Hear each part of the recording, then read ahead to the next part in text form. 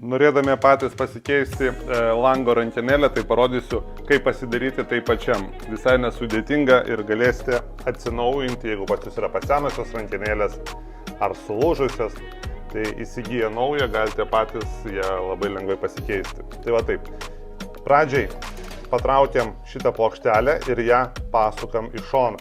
Tada arba atsuktuvu, arba drėlę, bet kokiu įrankiu galite tai atsukti varžtus. Tai yra 2 varžtai.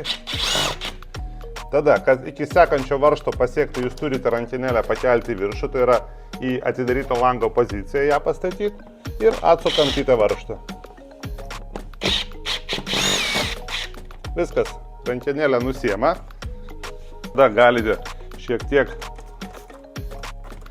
pavalyti purvus.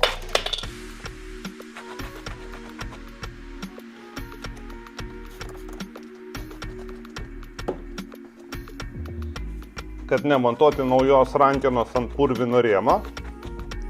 Pasiemam naują rankeną, tai gali būti ir kitos spalvos, kokie jums arčiau širdies. Ir lygiai taip pat, bet atminkit, kad mes nuėmėm rankeną, kai buvo langas atidarytas. Tai lygiai tokioj pačioj padėti mes turim ir rankenėlę pastatyti. Tai reiškia, rankenėlę pasukam į atidarymo poziciją, ją įstatom ir prispaudžiam pirmą varžtą ir antrą.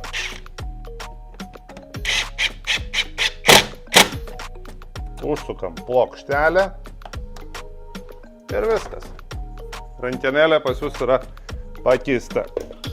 Ir nepamirštam apie mūsų drėgmės matuoklius, kuriuos beje artimiausių metų vėl dovanosime. Turime atsisiuntę naują partiją, tai kokių 50 drėgmės matuoklių dovanosim savo ištikimiems gerbėjams. Tai vat, sekite mūsų video, kad nepražiopsoti šitos progos.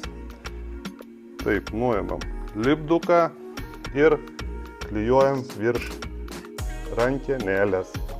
Dabar mūsų termo rodiklis, tai yra drėgmės rodiklis, rodys temperatūros drėgmę ir jisai parodys, tai yra žinosim, kada langą reikės arba atidaryti, arba tiesiog pravėdinti, kad nesusikauptų pas mus namie drėgmė. Ir viskas. Prašau.